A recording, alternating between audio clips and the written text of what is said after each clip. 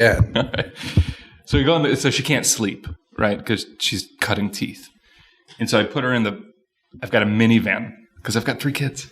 I had to ditch the but car the and get a amenities minivan. of a minivan are totally worth it. Like So you have the DVD system. player. They all have like Bose. We've got the good sound system. And I hit Rainforest, which is like, I don't know. A rainforest. Nice. And then you can do 2 at the same time and then also hit Heartbeat. Okay. Or no, I'm sorry, Womb, which is like Heartbeat and a... one of those, a fast heart. And I pump up the bass. And she's out. Wow. She's cutting teeth and she's still out. That's a pretty good idea. And I just move her the whole thing with the car seat into the car or into the house. There are so many hacks after you have a kid. Like I rinse Glencairns in, the grass that you have for the baby bottles and stuff like that. You can take Glencairns. I use the bottle brush. For you, Neil, I mean, you can get a sleep app that's like a toddler sleep app. I can, but see, I'm in grandpa land. You guys are like in regular children's stuff. So you got different stuff going on. But you could still use it. It's figuring out how to hack it for your life now. I think it's a good idea. I'm going to have to do that. I carry around a sleep machine noise. But I didn't know you can get an app that has that. Yeah. I wouldn't do the Womb app. I might go back in my ears. I might be like that. What is that movie where he goes backwards? Benjamin Button. There you go. Yeah. I could end up being like a little baby in about 5 years or something. I don't know. That could happen.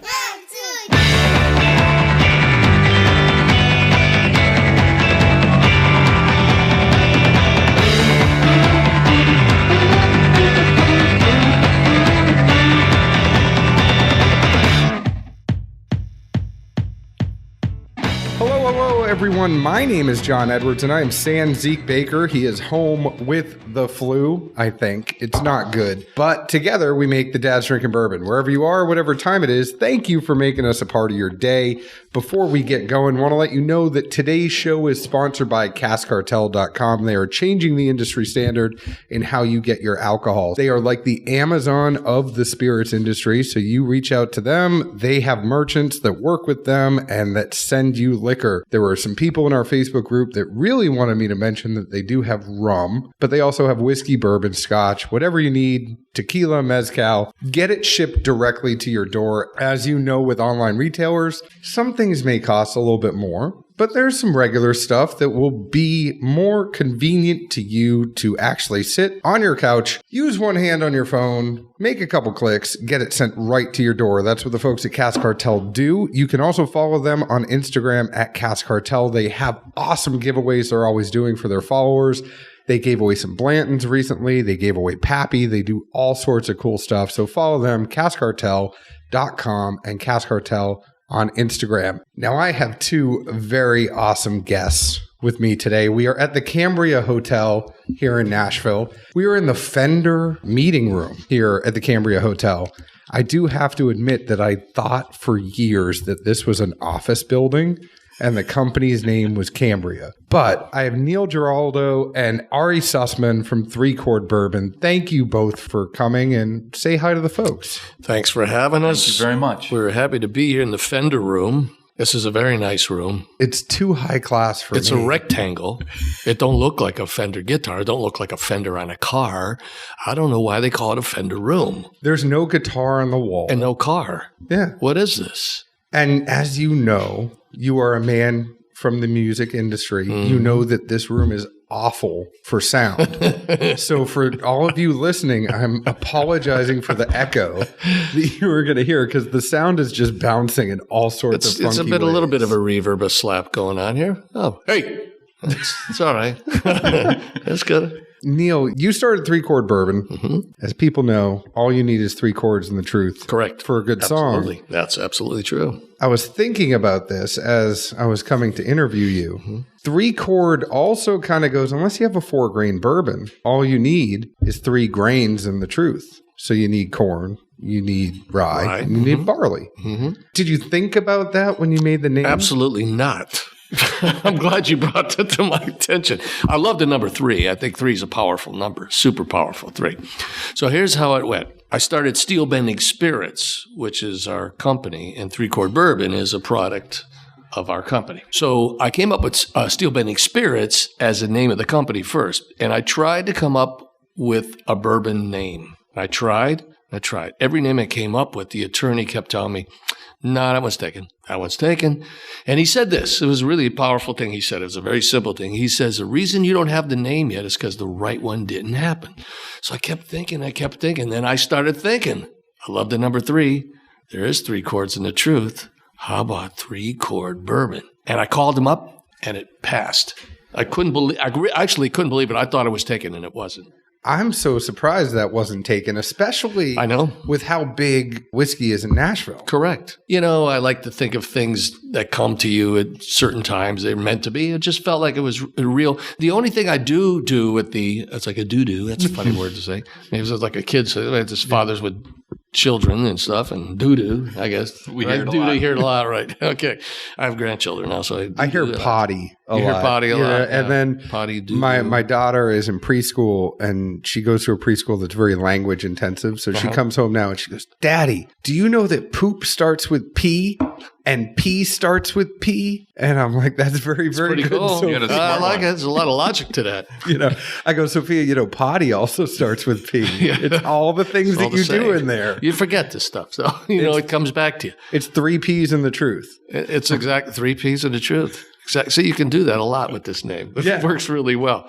So, but I had great names I thought were way better. You probably heard some of them, Ari, because we were going through that. But anyway, it happened. So what I had to do, because everybody knows the saying of 3 chords in the truth, I had to lose the S because I don't like 3 chords bourbon. It doesn't flow, right? 3 Chord Bourbon. Beautiful. So you have a 3 chord progression. So that's what we support. But anyway, the name worked. We passed the waivers on it, and we are now 3 Chord Bourbon. If you could only pick 3 chords, what would your 3 chords be? D-A-E. So it would be interesting if there was like a vertical at some point that was D-A-E. One of the whiskeys was D, one of the whiskeys was A, one of them was E. Could be that too. You're right. There's a lot of stuff you guys can do here. Can we write down and steal that from him? Can we just do that? I'm giving it to you. Oh, thank you very much. Thank you. Here. You're a good man. It's recorded. It's there. I am not retaining any IP here, but there's so much cool stuff that you guys can do. There are a lot of musical tie-ins that are possible. Right now you have Amplify Rye Whiskey. Correct. And it's perfectly, I love all of this on the label. I mean, from a marketing standpoint, Zeke always gets on me because I pay attention to these things. It's more like in business, right? I have a day job. When people send you something like a presentation, you want to see that they took time on it. So everybody's like, why do you care about marketing on a bottle? I want to see that they took time, that they cared. We're supposed to draw you in. It's like Illuminati. You see, I wasn't even intending this to be a pick, but like Illuminati. You see the Roman numeral 3, C, so 3 chord. I wanted this whole thing to kind of jump out at you. And I like on this rye where it says a harmony of flavor, structure, and finish. Correct. Which is 3. Correct. And then perfectly tuned taste. 3 words. Everything's 3s. Yeah, we like that. You're picking up on it. Yeah, you are picking up on it. Right. That's good. I like the attention to detail. Aha. That's what it is. I love detail. When did you start? What year was this that you were? It was May 16th, 2016. So it started this way. And then I'll get Ari into this conversation here. I got to pour something while you're telling me this. So what happened was I was writing a screenplay. I had a partner that was going to help produce it and get it to become real, right? So I needed some money, some startup money, some angel investing, some things like that, right? I was talking to him, and he goes, well, why don't we get a bourbon company, a whiskey company to give us some money, startup money? And I just said to him, why don't we start our own company? And he knows I'm pretty crazy. I've known him for 18 years. He knows I'm pretty nutty. And he said, he just looked at me, laughed. He goes, really? I go, yeah. He goes, okay. So I never finished the screenplay, by the way. But we started the conception of the spirits company, Steel Bending Spirits, that day, May 16, 2016. So then he was a founder, myself and his wife, Wendy Almasy, and they scoured the country trying to find a distiller, because I wanted to get a master distiller. Now, I had a profile I wanted to get, a taste profile. So we scoured the country. We had a lot of different opportunities we could get, and we ended up in Ann Arbor. And I said, you got to meet this guy, Ari Sussman, because he's a genius. He knows these things. He could be able to take what your idea, and he can make it live and be real. So we met Ari, and Ari is phenomenal. See, I'm still learning about bourbon. I love brown liquor, but I don't know how you distill it. I mean, my grandfather made whiskey. He came from Bronte, Catania, Sicilia, and he used to make whiskey in the basement and everything else, grappa and all these other things. So I was looking for somebody that could really translate that. So we met Ari, and Ari's have lots of friends. So I tell the story because I think it's really funny. So Ari's got a book, and he's got notes. So he's got all beautifully layered, and he's got lines, and he's got all these great words and everything. And he says, okay, let's go to this club. We'll try all these bourbons out, and you can tell me what you like, what you don't like. So I said, okay. So we start with one. I take a little taste. This one, that's not bad. This one, a little sweet. I don't know the terminology yet. We go through all these, right? So we get down to the end, and he's checking all this stuff, and then the bartender gives us this drink, and I take a sip, and I go, after 16 of these things, I go, that's it. That's exactly what I want. I'm looking for. After 16, it's pretty tough. I'm taking little sips. So Ari just goes like this. He goes, why did you do this? Why did you have to do this? Because it was a 16-year-old Hirsch, and it was phenomenal. I was just about to ask you, what is your taste profile? It was phenomenal. So then Ari just went like this to his head. He goes, oh, my God, why'd you have to do this? Yeah, this wasn't the new Hirsch. This was the old Hirsch. The old. Right. This is where are you going to find a bottle of this Hirsch? And the buddy who was the bartender, Zach, he obviously was not your buddy. At that moment, he was no longer my buddy. At that moment, he was trying to impress somebody. He said, look what I got in the back. How was I supposed to know that was, after all those sips of bourbon, I don't know what I'm tasting at that point, but boy, it hit. Now, imagine how I felt. I've known Zach forever. And I never knew he had that bottle until you showed up. Oh, man. Was this in Detroit? This was in Ann Arbor. So the problem you had, and Neil, no offense here, because you know this is true. You have to do this down in Nashville, because then nobody cares. Nobody's trying to impress anybody. Yeah. I mean, everybody's in the business here. So it's like, if Neil walks in or if somebody else walks in, it's like, hey, you want a drink? Yeah, I want to know nobody. That's what you did. That was your problem. But what I knew, and I was spreadsheeting your preferences, right? So we're going through and we're tasting everything. That's what it was. I'm writing down whatever words or signifiers he's mentioning. Certain characteristics kept on coming up, and it's clear that he had a certain love for sweetness, and he liked caramel and nuttiness and maple. If you've ever had the old Hirsch, it's like that, and it's just this. It's unbelievable. It's really it's so harmonious and smooth. I mean, it's smooth. I don't think that smooth in and of itself is a characteristic that's like the best thing in the world, but it is that, and it has loads of character, and it's perfectly integrated, and the tannin is perfect, and the vanillin is perfect, and it's all there. It was one of the best pours I've ever had. See, that's what I'm saying. And so, yeah, I was pissed off. I was really He had a thick book too. This book, I'm telling you, was about this. Yeah, with my notes. He had every note, and he knew everything about it. You know, it was pretty remarkable. So you said, Hirsch, this is the one. Is it. I was like, gosh, darn it. And then the best part, though, is when Zach was his name. Yeah. Zach's great. He goes, well, that pour I just gave you 6 people right here. Well, that's probably about $2,000 just then. Yeah, did he charge you? No, he did not charge me. He didn't. No, he's a good buddy. He was a good guy. he's a great bartender. So then I left. I just said, Ari, okay, take care of it. I'll come back when you have it right. That was the start of it. And then you were in LA, and I was in Ann Arbor, and I was doing all kinds of blends. So what we do, we source spirit from all over. So I have many relationships with the funny thing manufacturers. Is, this rye, cutting you off for a second, what I like too is it's kind of like OKI. It was distilled in Indiana, barreled in Kentucky, and loved in Ohio. This is distilled in Kentucky and Indiana, perfectly tuned in Michigan. That's correct.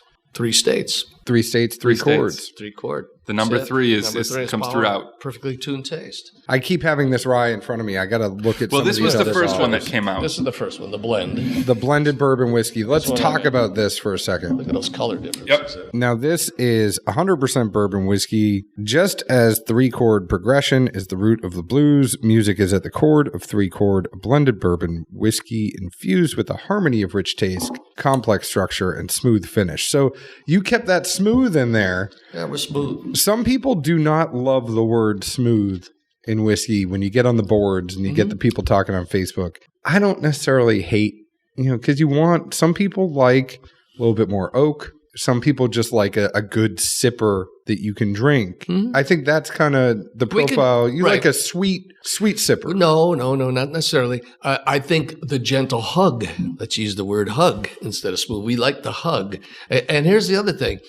I believe what we're trying to do too is have a product that certainly you can't please everybody. People are going to like a certain different thing like that, but you just do what you feel is the thing you like to get as a team. Now, just because I liked it, that doesn't mean that the rest of the team, because I rely on everybody else's opinion. When Ari says something or Michael or anybody else says anything else about things, I listen to them. It's just not my opinion. I just started this. Once I started, I want a team to take over and do the things they need to do. So, Ari, when you were doing this, what kind of stuff? I mean, you source things from all around. I know you're not able to say where particularly things were from, probably with... But you can, so we're not, unfortunately, but you can look at the back of the label and you can see the states that it comes from, and you can kind of back into maybe where some of the sourcing came from. So what we do is we source mature spirit, properly aged spirit.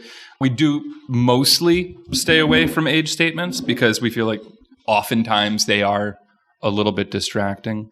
And so one of the things that we did is we put together a blend. I kept on sending samples out to LA. He would say, that's not quite it, not yet. Or say, I like this part of it, but send me another one. What we ended up doing, and this goes back in a little bit into my story, is at one point you said, can music be involved with this in some way? And I said, well, actually, there's this project that I worked on.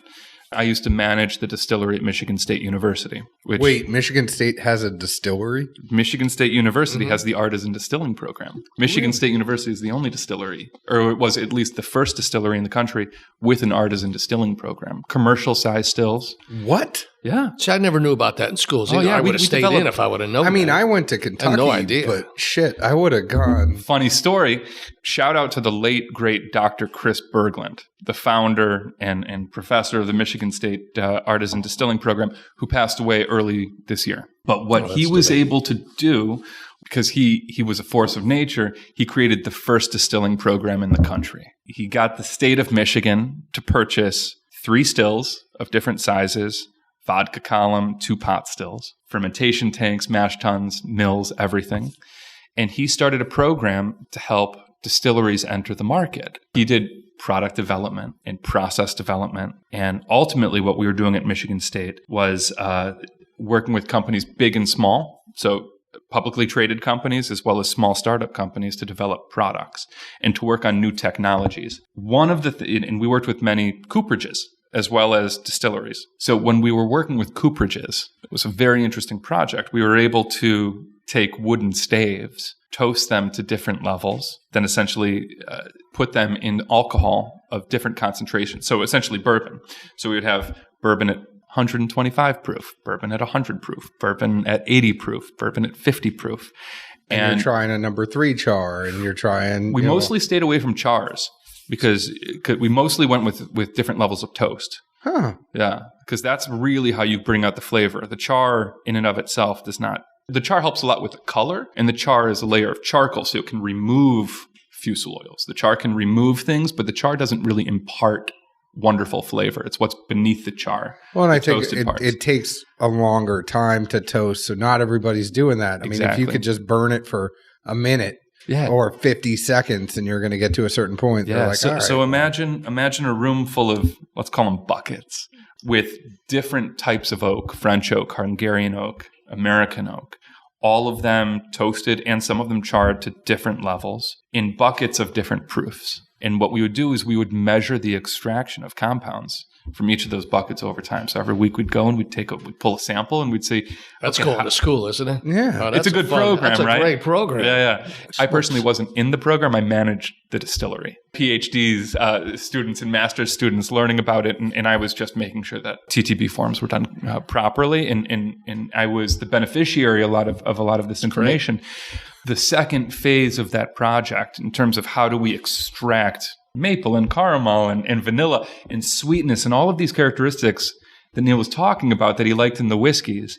One of the things that we found is that there's a lot of gimmicks, obviously, in the spirits world, but you can apply sound, apply to all kinds of different frequencies to these buckets. And what we found is that we could accelerate the extraction of certain compounds. It was a really cool project. It took about 8 months. So when you said, how can we incorporate possibly sound into this project in some way, in a way that's not gimmicky, in a way that's real, one of the things that we did was you can take a barrel You can break it apart. You can roast it and toast it and take it to certain levels to free up the compounds, the positive attributes in them.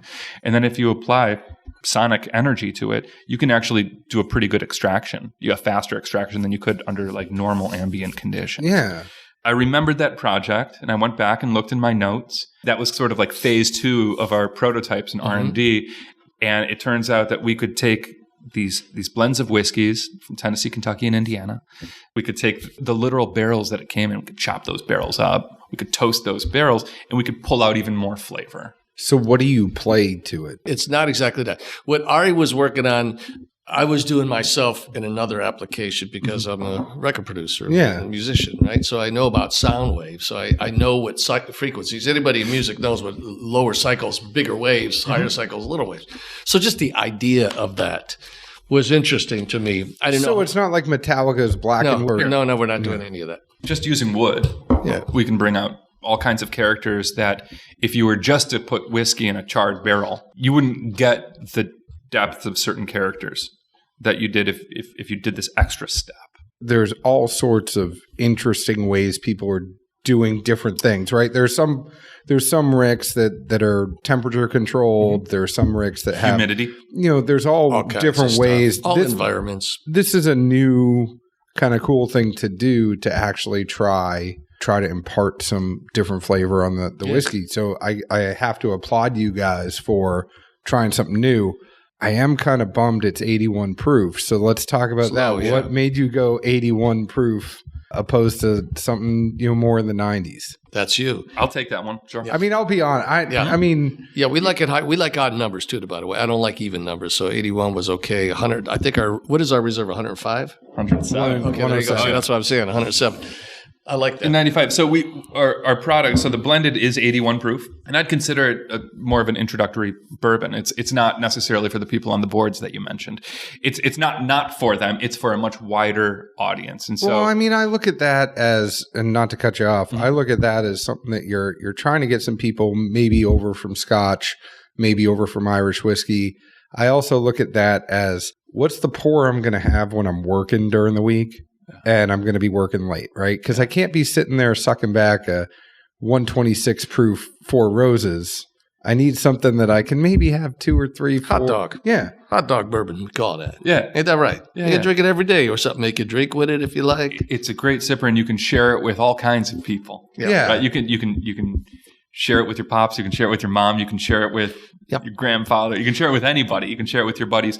You can even share it with people who don't know that they're about to become bourbon people. Well, there was a thing that happened too for me because I wanted it to be higher as well. But the way we were doing it, if we changed it, it changed the profile, the taste profile. It seemed to work at 81 for the application that we were looking for. That's why we did the reserve, which is bolder, which we wanted more bigger flavor.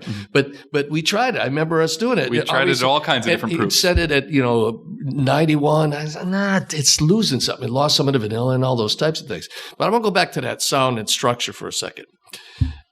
I've always noticed that, the way vibrations move liquid or he was moving a water bottle on the table, just so you all know. I've always imagined what that would do. So I'm going to leave that discussion just like that and not go any deeper in it. But I've always wondered about that. I'll explain to people, right, is you ever watch Jurassic Park? Yeah, exactly. And you see when the Tyrannosaurus Rex is coming and you see the water.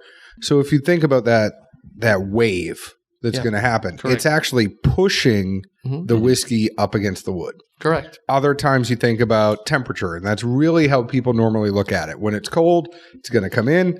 When it's warm, it's going to expand out, and it's going to actually go into that wood. It's almost like using tide. It's like the tide and the moon and the ocean. Exactly, the pull. You're using those sound waves to actually push it up against and circulate it too. So it's not just kind of staying stagnant.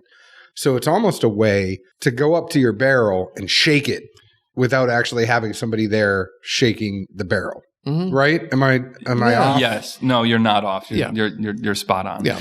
I do learn something. In terms of the proof, one of the big things that changes is that, well, first of all, the higher the proof is, alcohol is an anesthetic. It's a topical anesthetic. At the lower proof, you're probably going to taste a little bit more, just like you add water and it will open up. And so we wanted to give people the option to taste as much as there was there. The second product we came out with was the rye whiskey, which is at 95 proof. That's the right proof for that. It makes the viscosity right. It brings out some of the fruitier flavors that are in that. Yeah, the cherry note thing. Exactly. Like. And I got a little bit of pine on that in the front. And it's nice. It's got that a blend that works really well. I mean, I have to tell you, I haven't had the reserve yet. I'm working my way to that. I see where you're going on it. I'm a bigger fan of the rye than the bourbon right now, and I think it's just the different flavors there that are imparted. A little bit spicier, a little bit of a higher proof where I feel a little bit of heat more. But I love the tingle. I like the pine on the front, the fruit, all the things that you had mentioned. I'm digging that rye right now. I'm going to take another pour of it. Take another pour. Pour another. With the blended at 81, with the rye at 95, and then with the straight 12-year-old at 107, it makes a hell of a flight.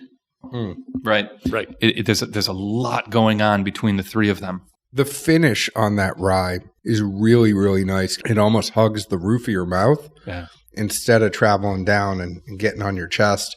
And you got a nice amount of heat.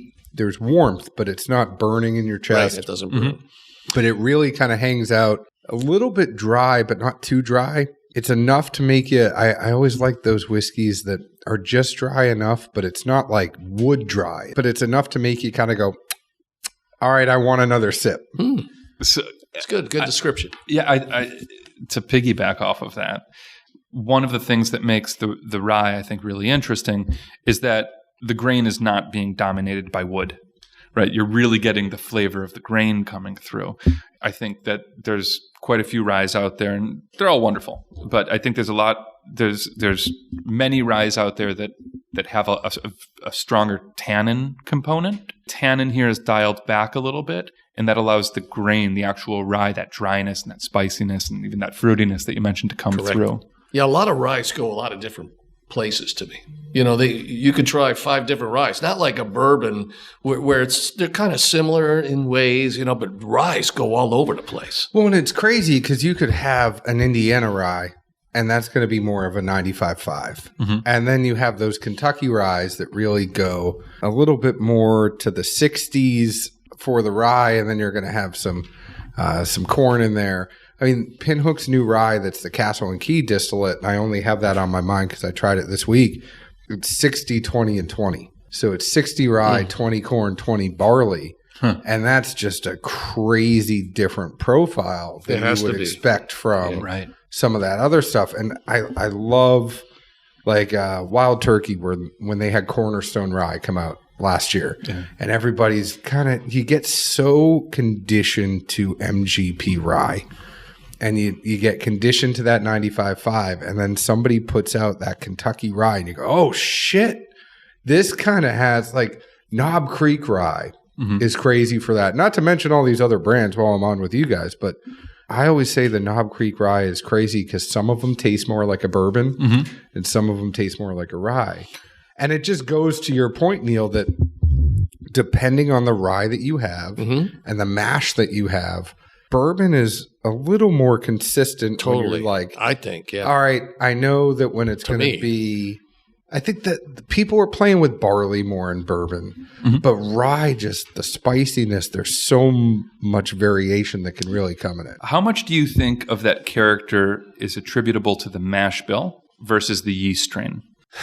And from a single source distillery, how can you even tell the difference? There's so many variables. I mean, the one thing I can tell you from having done this for 4 years, and I don't have nearly as much as experience as you do, there's so much variation. Because as soon as somebody tells you, like, hey, 65% of the flavor is going to come from the barrel, a lot of people will tell you that. Then some people will tell you, you go down to Chattanooga, and they do a 13-day fermentation period. They're saying, okay, we're going to try to put the best damn beer we can in the barrel prior to actually getting it in the barrel. So who cares about the 65%? Because if we put a better product in there to begin with, our whiskey's going to be better. So you could say it's yeast, you could say it's and then you're probably, Neil, just starting to learn all this crap. Are you kidding? But it's when do you cook your grains? Do you cook your grains together? Do you cook them separate and then put them together when you're actually getting in there? There's so much variation. Whiskey is so much marketing that somebody's going to be like, well, we're better because we cook our grains separate. And then another brand's going to say, well, we're better because we cook them together. And it's like, at the end of the day, I just tell people, drink what you like. What you like. In the end, that's what it matters. The thing I love to working with Ari is because he has so much knowledge, so much that I don't. I'm still learning. I like learning. I love knowledge. I'll never be a master. I don't plan to be one, but I enjoy the taste profile. Like people, you buy it because you like it, you want to drink it. But Ari's cool because he don't explain it to me. I'll say, I don't like this. It tastes a little. Okay, wait. I got this other idea. I said, you don't even have to tell me. And he'll give me like 6 bottles, like a chemistry kit, and I'll try these. And you like the third one? Okay. What about? Wait, I'll tell you what. Let me send you a couple more. And then he just goes off all over the place. So I don't even really want to know. And I didn't even get into Rickhouse placement with Ari because then that's a whole other conversation. No, it's a good conversation to have, though. I love it. I mean, we love dorking out on that. I'm curious, because I think Four Roses is one of those cool places where you can use that experimentation, like where you have the 2 different strands of yeast and you have the different mash bills. You have the high rye mash bill, the low rye mash bill. It goes into exactly what you said, and then everything's all on one floor. But the tiers actually matter. Even in that one floor, when you get a 6-tier Four Roses, it's crazy different than a first tier. But what about you? What do you think imparts more, the yeast or the mash? I think it's all of it. I mean, it is all of the above. And there's a lot that we don't know. So, for instance, it's hard as a consumer to have any kind of knowledge of the quality of grain going into these massive distilleries. Do we think that all of the grain going into every mash at a massive distillery is the best possible grain out there? I'm not sure. I don't know what kind of quality control is being done. I have faith that there's really good quality control, but it's hard to know. I think one of the things that some of the smaller craft distillers are able to do that the larger manufacturers aren't is to control the quality inputs of the grain itself. How much of the flavor comes from the wood? How is that even quantified? Right? This is conventional wisdom, which means that it's like a rumor that gets passed along. How do we know that 65, 75, 80% of the grain comes from wood as opposed from the yeast? There's been, even last year, there was a study done, I can't remember, it was in the journal Chemistry, I think, but they had a trained sensory panel, and they tasted a bunch of bourbons and a bunch of ryes, and they asked a trained sensory panel, hey, do you think this is a bourbon or a rye? And folks couldn't tell the difference. It was impossible. They could in blind taste tests, they could kind of sort the offerings by where it was manufactured. Okay, this is like a Four Roses, or this is a whatever, which would argue that maybe yeast is a bigger factor than mash bill. We've lost Neil. Yeah, I was just thinking of wheat all of a sudden. I don't know why. Is it Four Roses? What is the wheat? Is that wheat based? No, there's not a wheater at Four Roses, but Maker's Mark would be wheat. There's another one I can't think of. Weller Antique. Not that Weller. Which is great. Weller Antique's great. There's Larceny. That's a wheater. I'm trying to think of one that's, I can see the bottle too. Because I like that sometimes. Yeah. I might have to throw that at you. Yeah. I like that sometimes. Here's something that'll really mess with you. Okay. And I view of celiac disease. Oh, yeah. It's a big deal. Wheat is actually totally burns. That's not good. Wheat's going to burn, where for other people that don't have celiac, it's going to be sweeter. Correct. Celiac's a real deal. Absolutely. For real? Yeah. Oh, yeah. 100%. Sure. Yeah. That's a real deal. But the funny thing is everybody's palate is so freaking different, because when Zeke and I, we'll taste something and I'll say this is super hot and he goes, no, it isn't. And then we'll both have something else. What did you have for lunch, right? Well, it's what you have for lunch. He always gets at me, did I drink a coffee? Where you were saying it's not that big of a deal to have a coffee. Coffee is completely going to mess with your taste buds before you're doing a whiskey tasting. And an artichoke would, and asparagus as well. So, I mean, so here, let me put this out here because, you can come up with all kinds of scientific things and talk about all these things. But like you're saying, it's your own personal preference on things. But, they have to be good. And certainly Ari is tremendous. He makes great stuff. So think about this. When you're making a record and you're in the studio, metabolism matters. And I remember Ari told me this too. It is so similar to music as well. He said to me when we first got the bourbons, he goes, I want you to drink it at like 7 in the morning, 9 o'clock in the morning, 11 o'clock in the morning, 12, all during the day, because it changes all during the day. And he told me that when you make a record, if you want to have a hit record, a great performance, do it after you eat. I can't tell you how many times I was in a studio at bands. We tried and we couldn't get the take. We'd start playing faster because you want more energy, right? Then I said, okay, let's take a break. Take a break. Everybody eats. Well, let's just go in there, throw it down. There's your take. I feel so bad because I've been a shitty host. Tell everybody what you did because we're talking about you being in the studio. Yes. You have a background in the music industry. Yes. We didn't even introduce that. We just said, it doesn't matter. Hey, we're talking about bourbon here. I know we're talking about bourbon, but I think for the people, you're creative force. Whiskey. But it is. You were a producer. You were a songwriter. You went on the road. You did everything. Yes. And not even to go into specifics, but just to say your background was in the music industry. Totally. And then you came over and started this. It's funny, two things, actually. Number one, I always freak out when people do barrel picks. So when you do a barrel pick, you're either going to get like the 9 a.m. session or the 1 p.m. session. Neither one of those sessions is a time of day that people are going to regularly drink whiskey.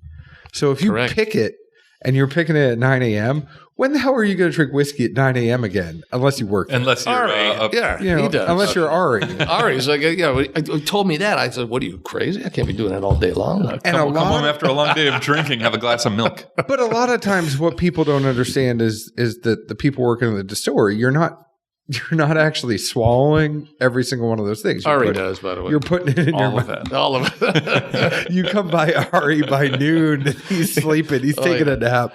He can always tell the difference. On a bag of grain as a pillow.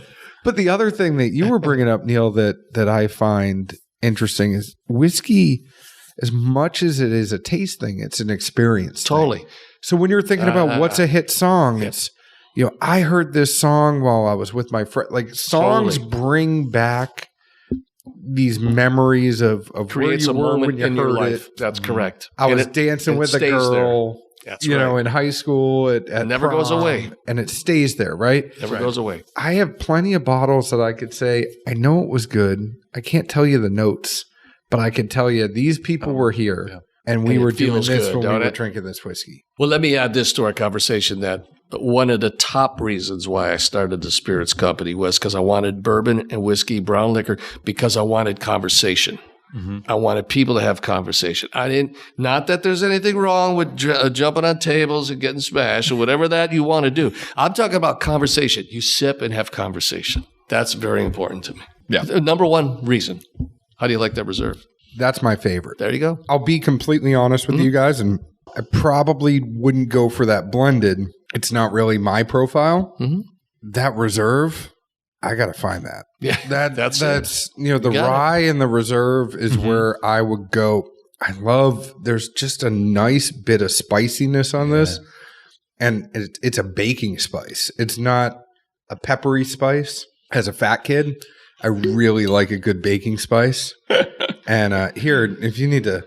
No, I know. No, I mean, just as you tell it, I'm kind of put a nose on it just to get an idea what you're. But it's nice and warm. It's a 107, but it's not overpowering at 107. I think for the notes that Neil has brought up, where he kind of gravitates to, it's a very approachable 107. It's just enough spice and heat to let you know it's there, but it's not too much that you're going to walk away going, "Oh shit, this is over 100." You absolutely nailed it. You're absolutely right. That was it. I gotta applaud you, Ari, for the blending of that. I'll be honest. That's me applauding to Ari. The blending of the 81 proof. I think the only thing that kind of gets my palate away from that is I think anybody who's drinking it is going to find a little more corn. And some people like that. Some people like the popcorn, that kind of note. There's a lot of sweetness there. A lot of sweet popcorn. It's corn. and that's going to be the predominant characteristic of that. This, I feel, I mean, obviously there's going to be an age difference. There's so many differences between that 12-year and the blended whiskey, but that 12-year, it's refined. You can tell it's a little bit older. And that's another thing we did with that too, because we didn't hit that proof right away. You remember that we were going all over the place, and I had a blind taste test it myself because I didn't want to be so biased on it. We kept going. I remember Stevie Boy kept saying, I like the 108 to 107. I go, we got to have a number. Everybody had a different thing, but I always came back to this one. Yeah. I thought this was the right one. But so did everybody else. Team effort. It's a team effort. They'll tell me I'm wrong if I'm wrong. What's the MSRP for those? I know you guys aren't the sales guys. I mean, there are sales guys over there, but just shout it out. Go ahead, Ryan. 40 on the blended, 50 on the rye, 70 to 75 on the chocolate. Wait, so the 12 is 70 to 70. That's not a bad price at all. No, we want people to come and enjoy it.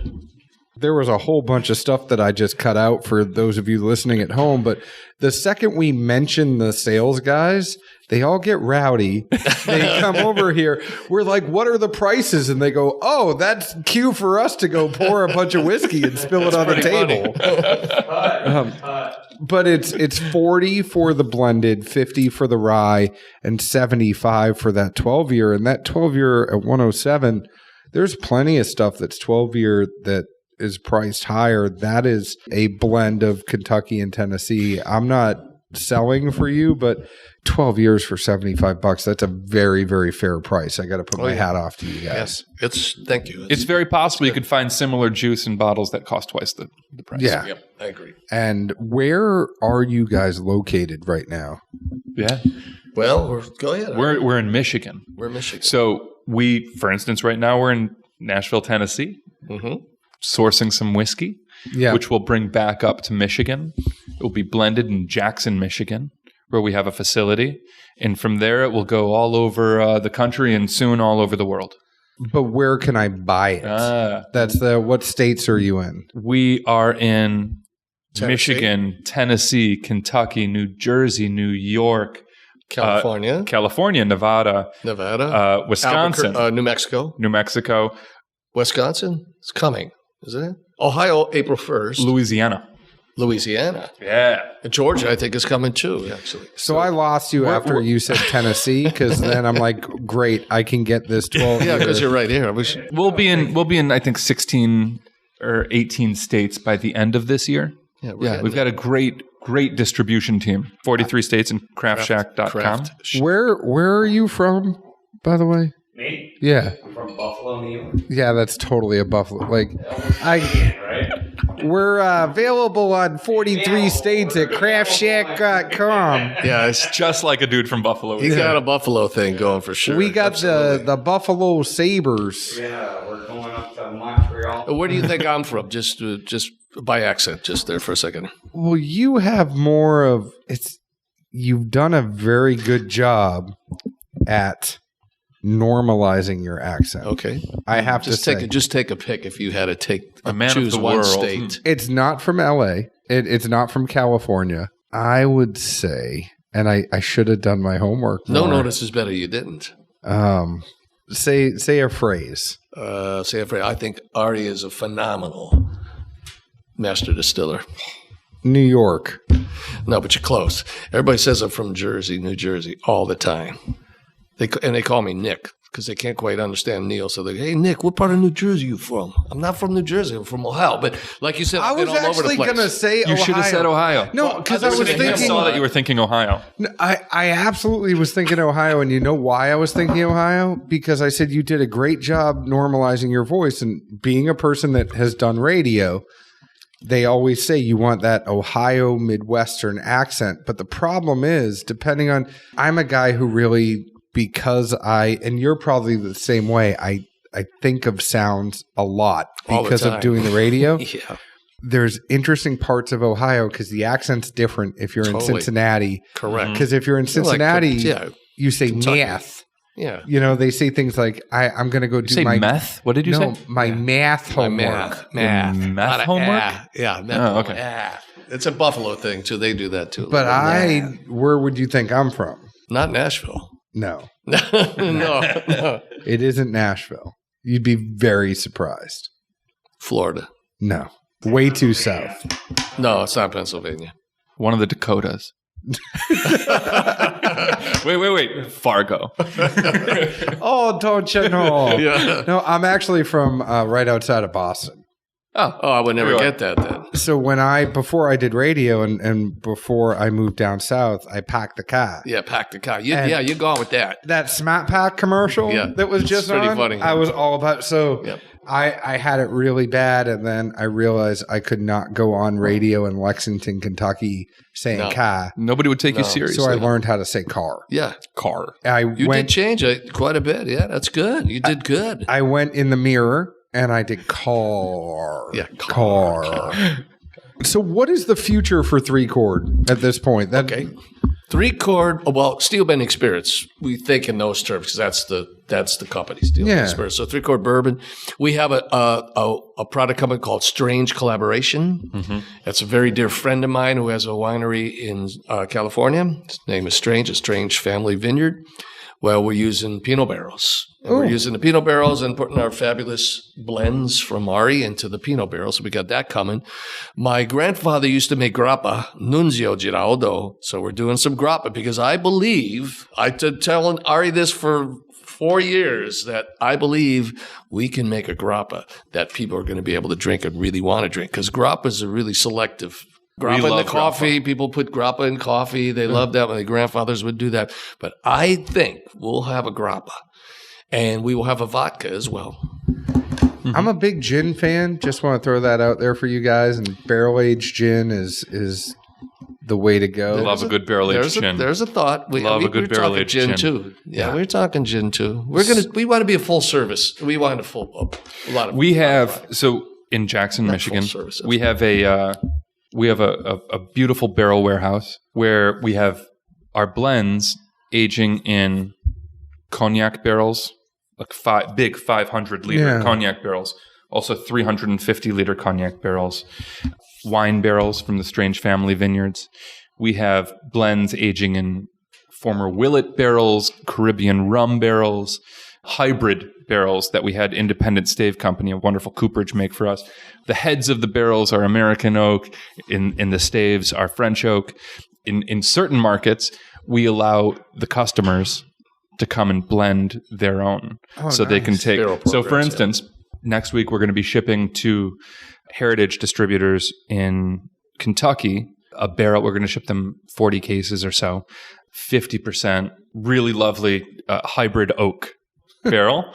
And then 50% some really wonderful MGP whiskey that we've got on site as well, because we allow customers to make their own blends. We want to bring them into the process as well. That's awesome. Choosing single barrels is well and good. That's awesome. We love choosing single barrels. That's fun. But I think the next step in terms of bringing our customers into our creative process, and I think you probably picked up that Neil's a pretty creative guy, and that kind of flows through the company, is we want to bring our customers into that creative process. So we allow them to build their own blends. We come out to them with a graduated cylinder, 100 milliliters, and we bring 6 barrel samples, and they can make their own blend. No, and that gets into a whole point. I mean, Zeke and I love blending, and we love that aspect of it. I mean, there's Ashley Barnes is someone we've spent a lot of time doing interviews with and going through the process, and people don't always understand. It's like you take 2 barrels, but it's not just taking barrels. It could be taking 100 barrels and putting together in a blend, but it's what is the percentage of each barrel that you're going to put in, because you might only put in 30% of barrel 1, and then you're going to put 50% of barrel 2, and each one is going to impart a different flavor. And it's just like producing behind a board. It's, how much mid are we going to put in? What's the treble? What's the bass? And then together, that is going to make the perfect sound. And also the best part about it is that you can individualize it. The people, they feel like they're part of the company. They can create their own. I mean, what's better than that? And they can create something that doesn't exist anywhere else. But that is the fun thing about blending. And I know that a couple other distilleries and brands that are doing that now too, where you can actually go do the blend. It's great I think everybody's going to try to push the envelope because barrel picks have become such a big thing. And don't get me wrong, I love barrel picks. We do barrel picks for Dad's Drinking Bourbon. Love a good barrel pick. But it's what's something that you can say you've never done before. Going in and blending is a new experience that not everybody has done yet. Correct. And that's going to be, people are going to be drawn to that because they're going to find it neat and they're going to learn something. And then they're going to go home. Blending is something that the casual fan can go do right now at their own house. They can sit there and say, okay, well, I got this, I got this, I got this. Let me put this together and make my own blend. It doesn't have to be this consumer product that's given to you. Yeah. You can take part in the process. And I think, I mean, if we you want, love to you see may, that. you may want to do your own blend and end up that you don't like your own blend. I mean, it's whatever you like. Yeah. You may go, I like the reserve, or I like your rye better, or whatever. But it's fun. It's fun. Yeah, you it's can fun. but you can also blend your own 3-chord. So you could say, all right, hey, this bourbon, I want to kind of take the corn out a little bit. So I'd sit here. The first thing I'd do, let's do this right now. So I would take this blend. What if I took a little bit of the rye? That's what I'm drinking right now is a mix of You did the blended, the bourbon and the rye. That's And what I'm you put drinking. that together with. Sounds like a book. I mean, no, that's something. It's Catcher in the Rye. Sorry.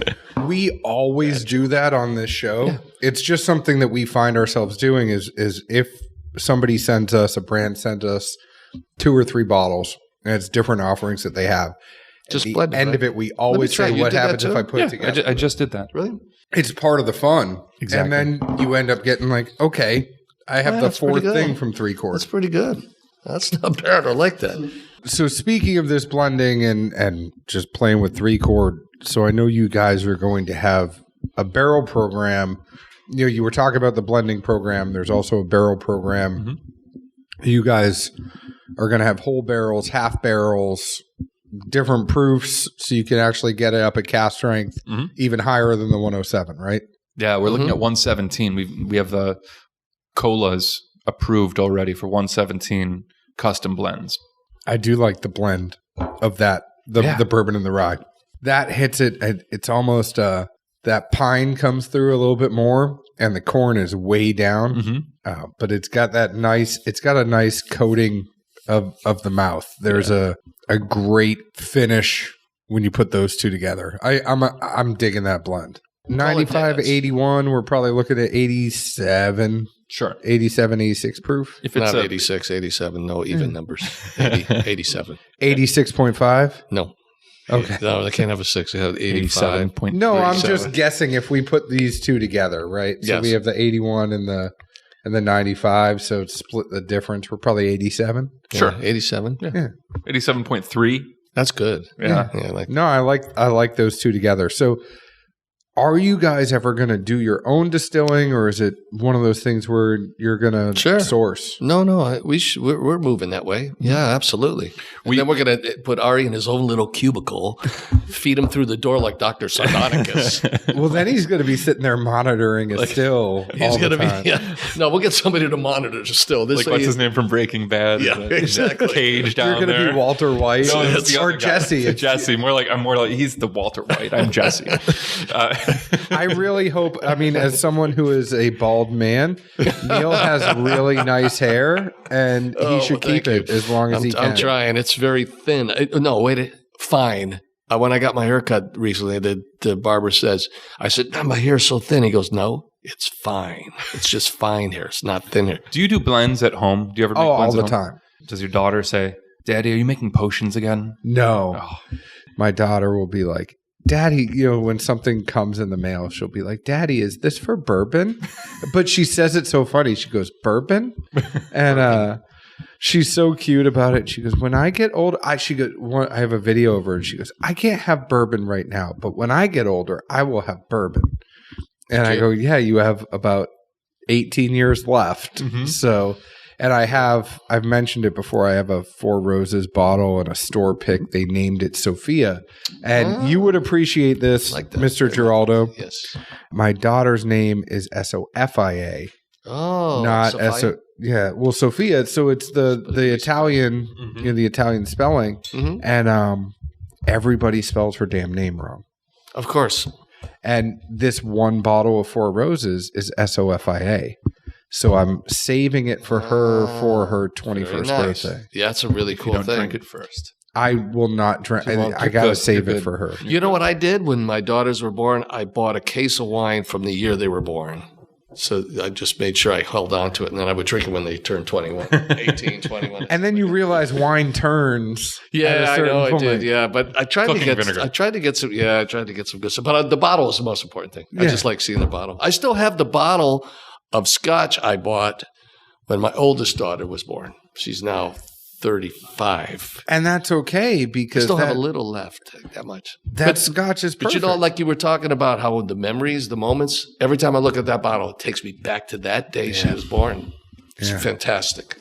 There's something about whiskey that I think does that more than any other spirit. I agree. Mm-hmm. You know, nobody's sitting there like, I remember when we had some Sky vodka. Yeah, exactly. That's not going to happen. Yeah. Remember when we were at the club and we had Grey Goose and those days are gone. But That you ain't gonna remember happen. sitting around with friends. Takes me back to drinking that whipped cream flavored vodka.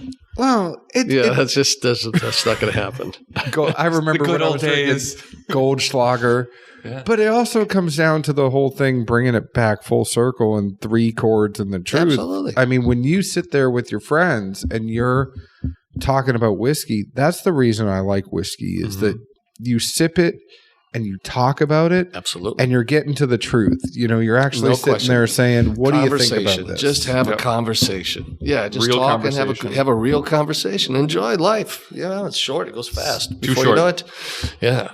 Well, You know it, you're a Beatles song. I think you guys need to have a tasting room down here in Nashville. We do. But do we have something going in Memphis, I thought. We're thinking about it. We're thinking about it. No, it's a natural fit. We're 3-chord. We should We should have be something here. in There needs Nashville. to be something. We should have 'cause something like that. Do you have a tasting room in Michigan?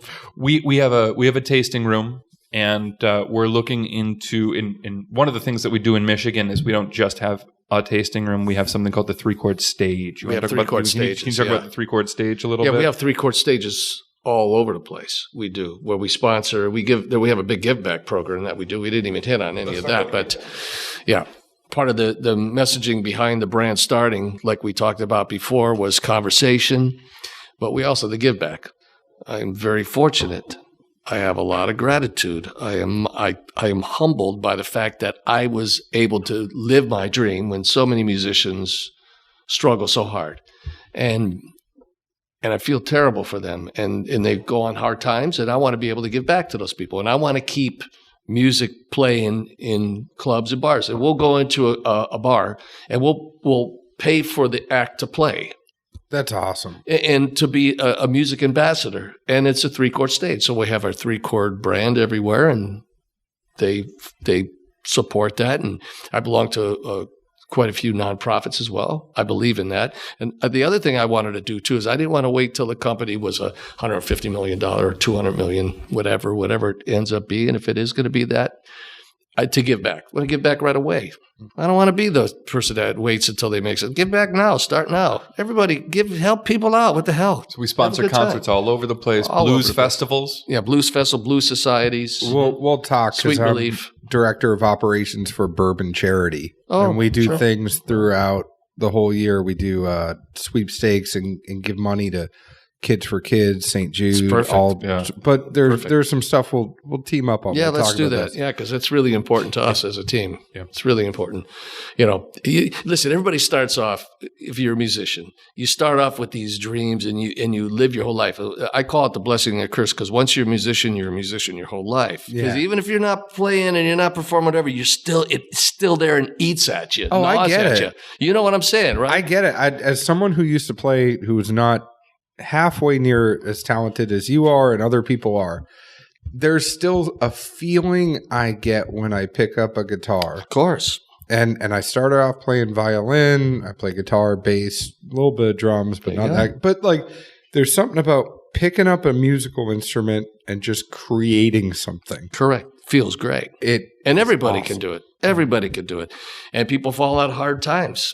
Going through living their dream, and I want to give back to those people. I think it's one of those things that Nashville really understands this, and we have a lot of friends that, you find people that are touring with big musicians, and then they come back and they're a barista at a coffee part, or they're doing X, Y, and Z because the touring part of it is not going to pay the bills. That's right. And I appreciate that, totally. For someone that lives in Nashville, knows a lot of these people. Thank you for what you're doing. That's you're welcome. awesome. I can't do enough. I want to do more, and that's part of our messaging with the brand. And everybody feels it. When you build a company, you want everybody in the company to have the same mindset. Yeah. So, and everybody's got to have that same feeling. You can't have somebody that isn't. It's just got to be all this, and everybody is. Ari is and Michelino, all our team. Michelino is a great Italian name. It's Michael. I call Michael Michelino. I'm just saying. He's over there. See with the camera? That's Michelino. He has this equipment, by the way. Michelino. You have this equipment over there that I just would kill to have. He just got some of this cool stuff. Yeah. He's got some like stuff. a kid in the You candy pay him store. too much. He's out there getting these arms that move around, and his camera is always going to stay steady. But he's got to try to make an old guy look young. That's what he's doing. Oh, man, you look younger than I do. No. We should all be so lucky. Oh, no. Stop with that. I wish I could be skinny and have hair. It's like, I'm like, shit, I look like I'm about 20 years older than I am. No way, you look young. That's what kids will do to you, man. So, Neil, I think if we were only so lucky to look as good as you, when we get to that point in our lives, thank you for what you do. And speaking about getting to that point in your life, we've kept you up 2 hours past your bedtime. Practically you did. So, well, I appreciate your kind words, but, I know we said we were going to do this very quickly, and we've ended up talking for, You didn't know. You just cut into my book reading time because I love to read. So that's all. But I'm going to catch the other side of it. I'm back to it. It's time. We certainly appreciate you coming on. We certainly appreciate Thanks for having Chord us. Bourbon. We appreciate the Steel Bending Spirits. And we hope that you guys open up a little bit of a tasting room and a place that you can blend here in Nashville, because I think that would be a perfect place to do it. We are pretty big in the whiskey industry here in Nashville, if people haven't realized it. I think you have whiskey here? A lot. Oh, okay. I think we would love to have you here, and we'd love to have you come down more. I think we should be here. We love coming down We here. love coming down here. Yeah, we're made for here. I believe. And it's the mess. These people here, they understand, musicians. They're here. I just got a text from Lance from our. Let me just say this. Just keep it brief like this. Relationships are really important, right? Yeah. Integrity is really important. Conversation with friends and people is really important. I have a friend in a club that owns multiple clubs in Southern California. And he mentioned that he wanted to have the brand in his bar, right? In one of his clubs. Well, he might put it in all of them. So as I'm talking to him, he just orders a whole pallet of bourbon because he wants to replace any bourbon that's being served in his club and just have our bourbon. So he's getting rid of all the bourbon except for our brand. So he just texted Now that's a friend. It sure is. And it was instantaneous. So he just texted me and said, it finally came. So thank you that we did it. So it finally arrived. So congratulations. Yeah. So that means that he does a great business. So this is really exciting. And he'll do 3 chord stages as well. He'll do everything. He's just a great guy. Mm-hmm. So I was happy to get that text. I'm super happy for you guys. And I think, as we go through a lot of the times it's not only just betting on the whiskey, it's betting on the people behind the whiskey. And it's obvious that you guys are passionate about what you do. You love what you do, and it's not just for you. I mean, I think for us, there's lots of famous people that are behind brands. Sure. And for you, it's easy to see how much you're into it. Of course. And it's not just one of those things like, oh, yeah, I'm going to send my minions out to go do a whiskey brand. Well, first of all, we're not a celebrity-backed brand. I'm not a celebrity. I'm a musician. I'm proud to be a musician. Oh, I mean... But there's so many. I know many people are coming out and they're doing it. But yeah, in my musical career, I've always been a disruptor. I like to cross genres of music. I've had record companies turn down recordings of songs I've written, produced, and I said I wouldn't change them, and they became hits. If I believe in it, I'm gonna bet my life on it. And I believe in our brand because I believe in our messaging. And I like our product. It's phenomenal. And I love Ari and our whole team. So I'm going to close on this with you two before I ask you where on social media and all that fun stuff. But I feel like I've given you guys a lot of good ideas tonight. You want to kick back? You want a little taste? I think. So I'm just saying, I feel like I've given you two a lot of good ideas tonight. You have, and I have an idea for a trade. Okay, sure, fair enough. So give me the screenplay that you never finished. We had to circle back. And I'll finish it. Wow. That's just a pretty big deal. I don't know. Want to sleep on it? Let me sleep on that. I can't commit to that right now, but that's... You want to perform on a 3-chord stage? I have performed on most of the stages here in Nashville.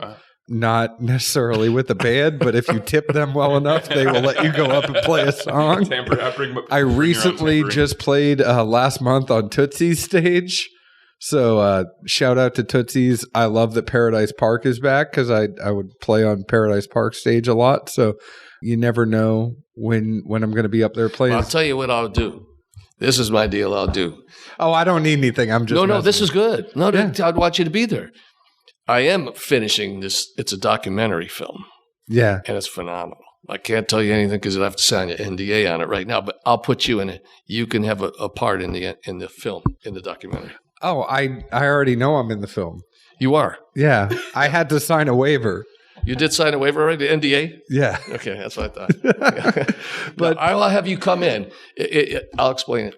Anyways, thank you all. Thank you so much for and it's 3-chord bourbon on everything, right? Mike, what 3-chord bourbon on Instagram, 3-chord bourbon on Twitter, everywhere. Go ahead and check out 3-chord bourbon. Check out Steel Bending Spirits. Ari, genius. Amazing job blending these. Neil, thank you so much for taking the time. Thank you. Want to let you know that all of the glassware that we use here on Dad's Drinking Bourbon is provided by distilleryproducts.com. If 3-chord bourbon isn't using distilleryproducts.com yet, they should. They are one of the best places to get wholesale pricing for laser etched glassware in the United States. They have the neat glass, they have the wee Glencairn, they have the dram glass, they have flasks, they have decanters, whatever it is, they have it. Go see Janie, go see Vicky, go see Carson. All my friends over at distilleryproducts.com. If you go to any distillery, chances are they are going to say they use distilleryproducts.com. That's a beautiful thing. We are glad to use them. You can find us on Facebook at Dad's Drinking Bourbon. You can find us on Twitter at Bourbon Dads, Instagram at Dad's Drinking Bourbon. Find us wherever you download your podcast. Please leave us an open and honest review like we leave open and honest reviews about the whiskey we drink. And you can find us here in Nashville, Tennessee. Cheers. Cheers. Cheers.